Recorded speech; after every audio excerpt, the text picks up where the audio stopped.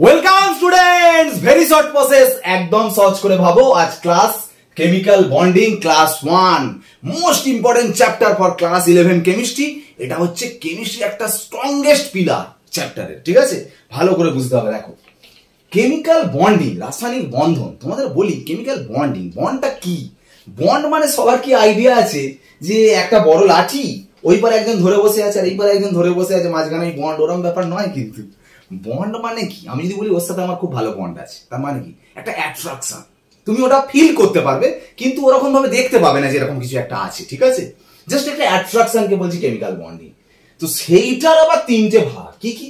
Electrovalent bond, covalent bond, coordinate bond. অ্যাট্রাকশনের আবার 3 রকম ভাগ আছে। দেখো সেটা কি ব্যাপারটা আমি একটু বোঝাচ্ছি, মন দিয়ে শোনো। ইলেকট্রোভ্যালেন্ট বন্ড, আমি প্রথমে একটা কথা বলবো।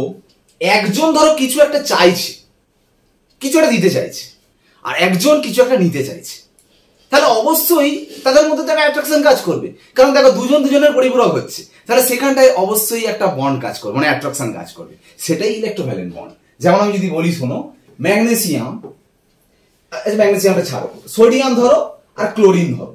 দেখো সোডিয়ামের ইলেকট্রন কি? 281, ক্লোরিনের ইলেকট্রন কি? 287। কারণ এর 11টা ইলেকট্রন মানে 281, এর 17টা 17 ইলেকট্রন মানে 287। ভালো করে দেখো, এর লাস্ট সেল ইলেকট্রন একটা, এর লাস্ট সেল ইলেকট্রন কটা? 7 ইলেকট্রন।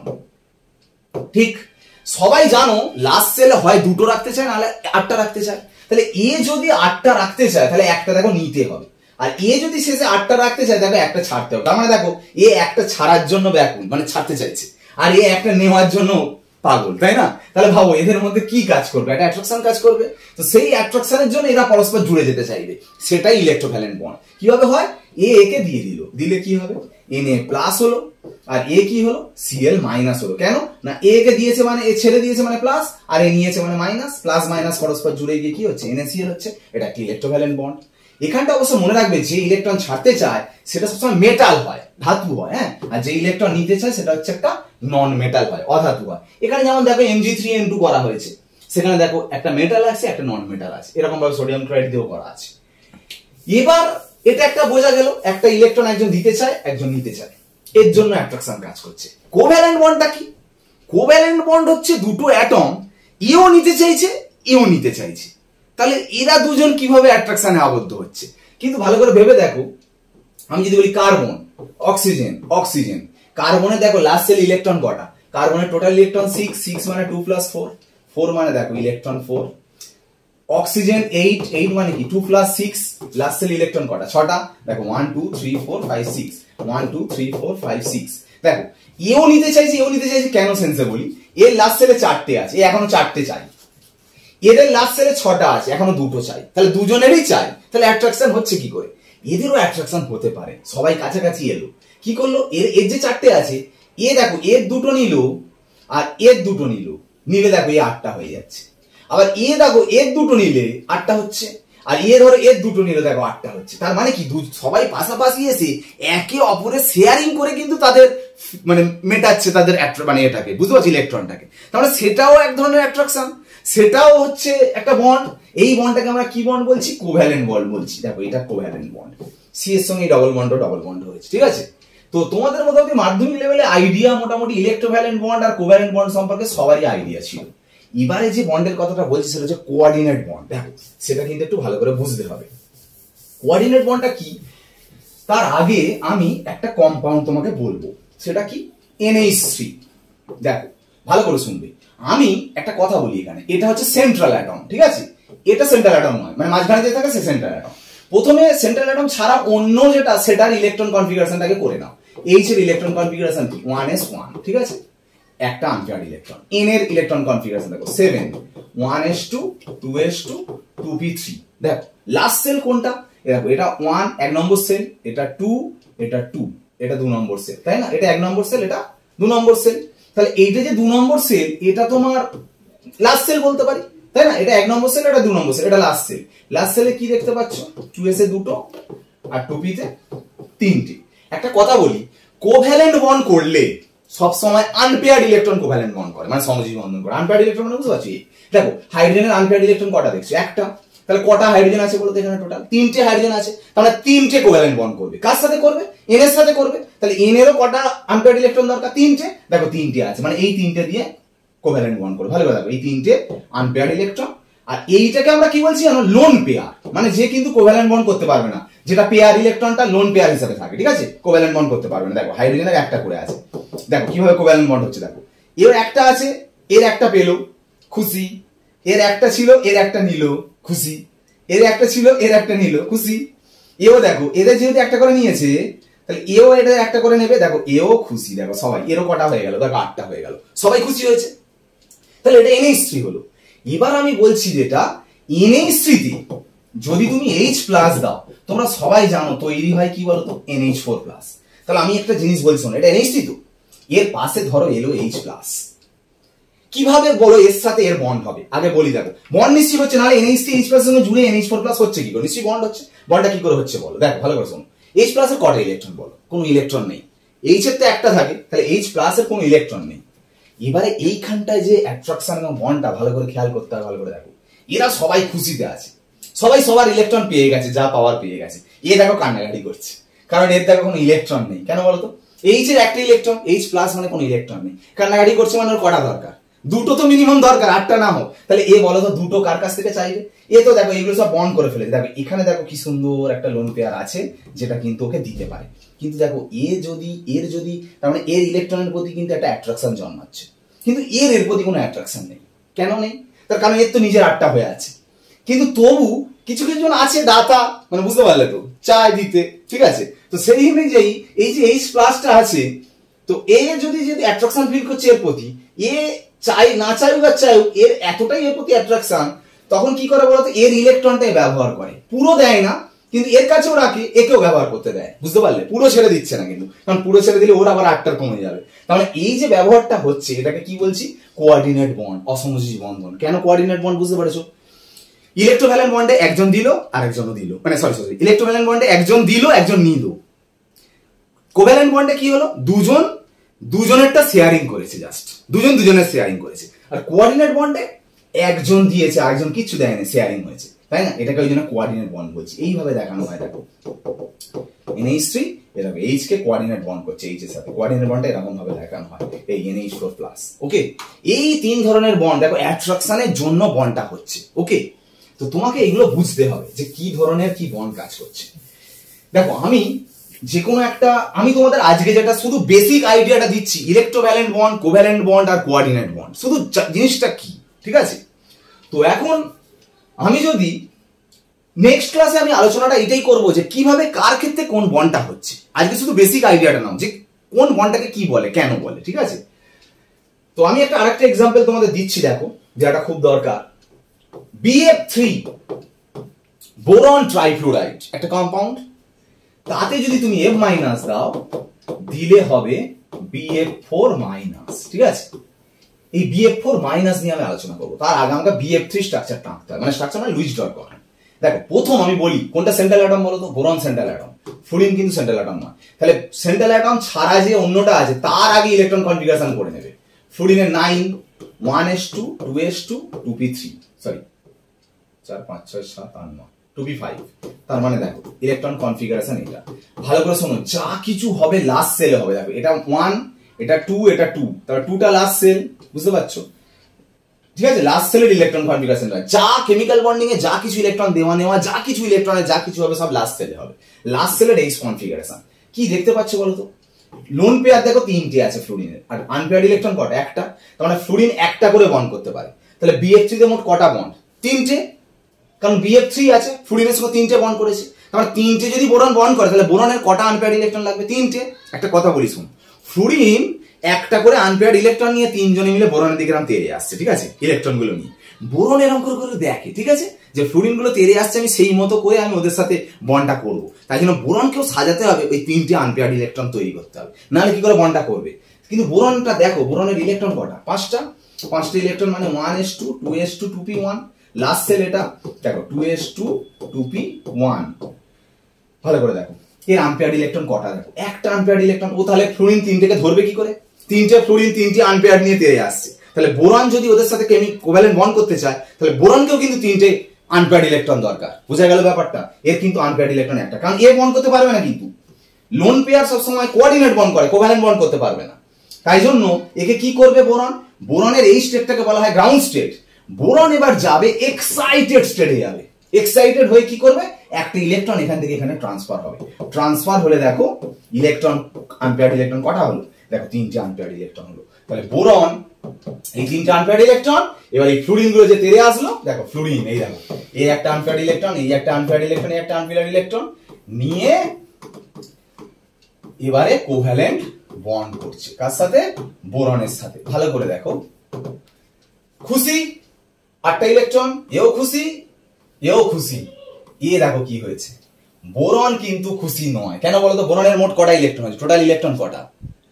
6 নাম্বার অফ ইলেকট্রন, মানে অক্টেট ফিল আপ হয়নি। দেখো সবাই শেষ কক্ষে হয় 2টো রাখতে চায়, না হলে লাস্ট সেলে 2টো রাখতে চায়, না হলে 8টা রাখতে চায়। এ কিন্তু চেষ্টা করেও কিন্তু 8টা করতে পারেনি, ওই জন্য এটাকে বলা হয় ইনকমপ্লিট অক্টেট, BF3। ঠিক আছে? আর 8 এর বেশি হলে তাকে বলা হয় অক্টেট এক্সপ্যানশন, মানে অষ্টক প্রসারণ। ঠিক আছে? এটা BF3 টা বুঝতে পেরেছো? কিন্তু আমি তোমাদের কি দেখাতে চাইলাম বলো তো? BF4 minus. দেখো BF3 এই স্ট্রাকচার, মানে লুইস ডট স্ট্রাকচার। আচ্ছা এগুলো 3টে পড়ে গেছে, 2টো করে লোন পেয়ার সবসময় 2টো করে। ঠিক আছে? এগুলো বুঝে নেবে। এই তো BF3। আচ্ছা আমি এখানে ছোট করে দেখাচ্ছি, এবার এটা মুছে দিচ্ছি। দেখো ভালো করে, বি এর 3টে আনপেয়ার্ড ইলেকট্রন ছিল। ঠিক আছে? ফ্লুরিনের 3টে, একটা করে আনপেয়ার্ড ইলেকট্রন ছিল, আর ফ্লুরিনের 3টে করে লোন পেয়ার ছিল, তাই না? দেখো 3টে করে লোন পেয়ার। এই সবাই ফ্লুরিন গুলো দেখো সবাই খুশি, কিন্তু বোরন খুশি নয়, কারণ বোরনের 6টা ইলেকট্রন আছে। এবারে BF3 পাশে M- এসে গেছে, এসে কান্নাকাটি করছে। কেন? কে কান্নাকাটি করছে বলো? দেখো আগেরটা মনে ছিল এ কান্নাকাটি করছে, এখন কিন্তু বোরন কান্নাকাটি করছে। কেন বলতো? বোরনে দেখো 6টা হয়ে আছে, 8টা হয়নি। M- এর কিন্তু 8টা হয়ে আছে, তার কারণ F এর তো 10, তাই না? F এর যদি 9 হয়, 9 মানে কি? 1s2 2s2 2p5, তাহলে M- এর কি হবে? 1s2 2s2 2p6। তার মানে এই যদি লাস্ট সেল হয়, ভালো করে দেখো লাস্ট সেলে দেখো টোটাল ইলেকট্রন ফিল আপ আছে 8 নাম্বার অফ ইলেকট্রন। দেখো 4টে লোন পেয়ার, তাহলে M- এর 4টে লোন পেয়ার আছে, পুরো স্টেবল, একদম খুশিতে আছে। এও খুশি, এও খুশি। কে খুশি নয়? এ খুশি না। তাহলে এর কাছে এখন কান্নাকাটি করবে যে এর লোন পেয়ার যদি একে দেয়। ওই জন্য ফ্লুরিন কি করবে? এই M- কি করবে? এই বোরনকে ইলেকট্রনটা দেবে। মানে পুরো দিয়ে দেবে না, পুরো দিলে তো এর আবার 8 কমে যাবে। এই দেওয়াটাকে বলছি কোঅর্ডিনেট বন্ড। ওই জন্য এখানে তীরটা কিরকম হবে দেখো, BF3 যে বন্ডটা ছিল এই দিকে তীরটা হচ্ছে, ফ্লুরিন দিচ্ছে। ঠিক আছে? মাথায় মাইনাস, এইটা হচ্ছে BF4 মাইনাসটা। কেন? এই যে F এর মাথায় মাইনাস ছিল, ওটা ওখানে না দিয়ে টোটালটার বাইরে মাইনাসটা দেওয়া হচ্ছে। ঠিক আছে? কোঅর্ডিনেট বন্ড ব্যাপারটা বুঝতে পারলে পুরোটা। এবার তোমাদের যেটা জানতে হবে, নেক্সট টপিক ভালো করে বুঝতে হবে, ভেরিয়েবল কোভ্যালেন্সি। মানে তোমরা দেখবে মাধ্যমিক লেভেলে এটা শিখতে, যোজ্যতা ভ্যালেন্সি চেঞ্জ হচ্ছে, ভ্যালেন্সি কি করে চেঞ্জ হয় সেটা তোমাদের একটু শিখতে হবে। দেখো আমি যদি বলি ফসফরাসের 15 নাম্বার অফ ইলেকট্রন, মানে লাস্ট সেলে যদি ইলেকট্রন বিন্যাস করো দেখবে 3s2 3p3। ভালো করে দেখো এর আনপেয়ার্ড ইলেকট্রন কটা? 3টে, মানে 3টে কোভ্যালেন্ট বন্ড করতে পারে। কিন্তু মনে রাখবে 1 নম্বর সেলে কি হচ্ছে? 1s আছে, 2 এ আছে 2s 2p, 3 এ আছে 3s 3p 3d। তাহলে থার্ড সেলে যেমন 3s আছে 3p আছে 3d ও আছে, বাট সেটা ভ্যাকেন্ট, ফাঁকা 3d। ঠিক আছে? 5টা ভ্যাকেন্ট অরবিটাল আছে। কি হয়, ফসফরাস যদি গ্রাউন্ড স্টেটে, এটা ইলেকট্রন কনফিগারেশন, ফসফরাস যদি এক্সাইটেড স্টেটে চলে যায়, এখান থেকে একটা ইলেকট্রন কিন্তু এখানে যেতে পারে। গেলে দেখো তখন আনপেয়ার্ড ইলেকট্রন কটা হচ্ছে? তখন আনপেয়ার্ড ইলেকট্রন হয়ে যাচ্ছে দেখো 5টা। তার মানে দেখো ফসফরাসের আনপেয়ার্ড ইলেকট্রন 3টে হতে পারে, মানে ভ্যালেন্সি 3 হতে পারে। আর ফসফরাসের আনপেয়ার্ড ইলেকট্রন 5টা হতে পারে, মানে ভ্যালেন্সি কত হতে পারে? 5 হতে পারে। তার মানে PCl3 ও ফর্ম হতে পারে, আবার PCl5 ও ফর্ম হতে পারে। বোঝা গেল? যখন PCl3 ফর্ম হবে, দেখো Cl এর ইলেকট্রন কনফিগারেশন তো করেছো, একটা আনপেয়ার্ড ইলেকট্রন থাকে। দেখো PCl3 যখন করছি, মানে এই ইলেকট্রন কনফিগারেশন, 3টে আনপেয়ার্ড আর একটা লোন পেয়ার, তাই তো? দেখো Cl এর সাথে যখন বন্ড করবে 3টে Cl এর সাথে, তখন কিভাবে বন্ড করছে দেখো, এইভাবে বন্ড করছে। খুশি খুশি খুশি, ফসফরাসও খুশি। দেখো এটা PCl3। এবার যদি আমি বলি PCl5 টা দেখো আমি এখানে করছি P এর, বুঝতে পারছো? PCl5 যখন করবে 5টা বন্ড করবে, মানে 5টা আনপেয়ার্ড ইলেকট্রন, 1 2 3 4 5টা। Cl একটা আনপেয়ার্ড 3টে লোন পেয়ার, একটা আনপেয়ার্ড 3টে লোন পেয়ার। প্রত্যেকটা Cl এর একটা করে আনপেয়ার্ড ইলেকট্রন আর 3টে করে লোন পেয়ার। প্রত্যেক প্রত্যেকটা সিএল এর একটা করে আনপেয়ার, তিনটে করে লোন পেয়ার। দেখো খুশি, এও খুশি, এও খুশি, এও খুশি, এও খুশি, এও দেখো এত খুশি হয়ে গেছে যে মরে গেছে, তাই না? কারণ দেখো ফসফরাসের কটা হয়ে গেছে, 10টা ইলেকট্রন, 2 4 6 8 10, মানে অক্টেট এক্সপ্যানশন হয়েছে, মানে 8 এর বেশি হয়ে গেছে, এরকম হতে পারে। আচ্ছা এই যে এই আঁকছে ছবি ফবি, এখান থেকে কেমন প্রশ্ন করবে? তোমায় বলতে পারে বলো PCl5 এর ভ্যালেন্সি কত? 5। PCl3 এর ভ্যালেন্সি কত? 3। বলো PCl3 তে টোটাল লোন পেয়ার কটা? 3 6 9 10, 10 number of total lone pair. এখানে টোটাল লোন পেয়ার কত? 3 6 9 12 3 15, 15 number of total lone pair. এর সেন্ট্রাল অ্যাটমের লোন পেয়ার কত? একটা। এর সেন্ট্রাল অ্যাটমের লোন পেয়ার হয়নি।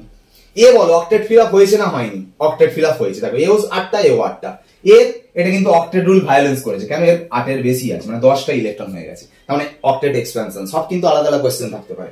আর কি কোশ্চেন থাকতে পারে বলো? PCl3 আর PCl5 এর মধ্যে কে গ্রাউন্ড স্টেটে কম্পাউন্ড করেছে, কে এক্সাইটেড স্টেটে কম্পাউন্ড করেছে? PCl3 অবশ্যই গ্রাউন্ড স্টেটে, কারণ এই ইলেকট্রন কনফিগারেশনটা ছিল। আর PCl5 যখন হলো এক্সাইটেড স্টেটে গেল, তখন এটা ফর্মেশন করলো। আচ্ছা একটা কথা বলি, ভালো করে শোনো। কখন এরকম যাচ্ছে আর কখন যাচ্ছে না, কি বুঝে দেখছো বলো তো? কোন কম্পাউন্ড দিলে সেন্ট্রাল অ্যাটমটা বাদে অন্য যে অ্যাটম আছে তাদের ইলেকট্রন কনফিগারেশনটাকে করে নেবে, নিয়ে দেখবে তাদের কটা আনপেয়ার্ড ইলেকট্রন, সে কটা বন্ড করবে। তাহলে সেন্ট্রাল অ্যাটমকেও সে কটা বন্ড করতে হবে, সেই মতো করে আনপেয়ার্ড ইলেকট্রন তাকে তৈরি করতে হবে, আর তখন তাকে সেই মতো এক্সাইটেড হতে হবে। কম্পাউন্ড থেকে বুঝতে হবে সে কোন এক্সাইটেডে যাবে। তোমাকে যদি বলে H2S, এটা করতে গেলে সালফার যে কন্ডিশনে থাকবে, SF4 করলে কিন্তু সেই কন্ডিশনে থাকবে না, SF6 করতে গেলে সেই কন্ডিশনে থাকবে না। এখানে সালফার দুটো হাইড্রোজেনের সঙ্গে বন্ড করেছে, মানে দুটো আনপেয়ার্ড ইলেকট্রন লাগবে সালফারের। এখানে সালফার ফ্লুরিনের সঙ্গে 4টে বন্ড করেছে, মানে 4টে আনপেয়ার্ড ইলেকট্রন লাগবে সালফারের। এখানে 6টা আনপেয়ার্ড ইলেকট্রন লাগবে, তার মানে সালফার দেখবে গ্রাউন্ড স্টেটে দুটো আনপেয়ার্ড ইলেকট্রন এটা করবে, এক্সাইটেড স্টেটে দেখবে 4টে আনপেয়ার্ড ইলেকট্রন করবে, আরো সেকেন্ড এক্সাইটেড স্টেটে দেখবে SF6। তার মানে গ্রাউন্ড স্টেটে H2S হয়, ফার্স্ট এক্সাইটেড স্টেটে SF4 হয়, সেকেন্ড এক্সাইটেড স্টেটে SF6 হয়। ঠিক আছে, তোমাকে বুঝতে হবে পার্শ্ববর্তী যে পরমাণু আছে তাদের অবস্থা বুঝে তোমাকে এক্সাইটেড হয়ে তোমাকে কম্পাউন্ড গুলো করতে হবে। ঠিক আছে, এবারে সবাই যে আবার এক্সাইটেড হতে পারবে এরকম ব্যাপার নয়। ঠিক আছে, তার কারণ দেখো নাইট্রোজেন যদি ভাবো, নাইট্রোজেনের লাস্ট সেল হচ্ছে 2s2 2p3, এর আবার দেখো 3টে আনপেয়ার্ড ইলেকট্রন, তো এ আবার 5টা করতেই পারবে না। কেন? দেখো তুমি ভাবছো এই যে এখানে চলে যাবে কোথায়? তো 2s2p, এর তো 2d নেই। 3s এর যেমন 3s3p 3d আছে, 2 এর কিন্তু 2s2p লাস্ট, 2d আর তো নেই, ওই জন্য যেতে পারো না, ওই জন্য 3টের বেশি বন্ড সম্ভব নয়, ওই জন্য NCl3 হয় কিন্তু NCl5 কিন্তু হয় না। বোঝা গেল ব্যাপারটা? এইভাবে তোমাকে ভাবতে হবে, এই সবগুলো দেখবে। দেখো একটা কম্পাউন্ড এই যে NH4Cl বলা হয়েছে, এই যে NH4Cl এর মধ্যে সব ধরনের ভ্যালেন্সি আছে, ইলেকট্রোভ্যালেন্ট বন্ড আছে, কোভ্যালেন্ট বন্ড আছে, কোঅর্ডিনেট বন্ড আছে, সব ধরনের বন্ড আছে। কারণ দেখো এখানে NH4Cl মানে কি? NH4 plus Cl minus. আবার এই যে প্লাস মাইনাস, এইটার আমি স্ট্রাকচার থেকে দেখালাম, 3টে কোভ্যালেন্ট বন্ড দেখলে, একটু আগে জাস্ট করে দেখালাম, আর একটা কোঅর্ডিনেট বন্ড দেখলে। তার মানে ভাবো এইটা তো ইলেকট্রোভ্যালেন্ট বন্ড, এইগুলো কোভ্যালেন্ট বন্ড, আর এটা কোঅর্ডিনেট বন্ড, তার মানে সব ধরনের বন্ড আছে এই কম্পাউন্ডের মধ্যে। ঠিক আছে, এরকম ভাবে ভ্যালেন্সি গুলো বা কোভ্যালেন্ট বন্ড গুলো, ইলেকট্রোভ্যালেন্ট বন্ড, কোঅর্ডিনেট বন্ড কি হয়। আর এখানে যেটা আজকে দেখালাম সেটা হচ্ছে ভেরিয়েবল কোভ্যালেন্সি, কার কতগুলো ভ্যালেন্সি হতে পারে সেটা নিয়ে আমরা আলোচনা করলাম। ঠিক আছে, মোস্ট ইম্পর্টেন্ট চ্যাপ্টার। দেখো কেমিস্ট্রি হচ্ছে, কেমিস্ট্রির মধ্যে কেমিক্যাল বন্ডিং হচ্ছে, বলছি কেন স্ট্রংগেস্ট পিলার, এটা জানলে অনেকগুলো চ্যাপ্টার করে নিতে পারবে। কেমিক্যাল বন্ডিং আর পিরিয়ডিক টেবিলের কনসেপ্ট যদি ভালো করে থাকে, এই দুটো চ্যাপ্টার দিয়ে তুমি 5টা চ্যাপ্টার কিছু পড়ার দরকার নেই, শুধু কিছু ইনফরমেশন থাকলেই হবে, তুমি এমনিই অ্যান্সার করে দিতে পারবে যদি কেমিক্যাল বন্ডিং এর সঠিক কনসেপশন থাকে। ওই জন্য কেমিক্যাল বন্ডিংটা ভালো করে, যে কটা ক্লাস আছে 5টা ক্লাস আছে, একদম মন দিয়ে ভালো করে করো। 11 কেমিস্ট্রি আর কিচ্ছু প্রবলেম হবে না, একদম পুরোপুরি সলভ করে নিতে পারবে কেমিক্যাল বন্ডিং এর কনসেপ্ট নিয়ে। ঠিক আছে, সেই জন্য পুরো ভালো করে চ্যানেলের মধ্যে ফোকাস রাখো, প্রত্যেকটা ভিডিও ভালো করে দেখো। ওকে, আজকের ক্লাস এখানেই শেষ করলাম, বাই।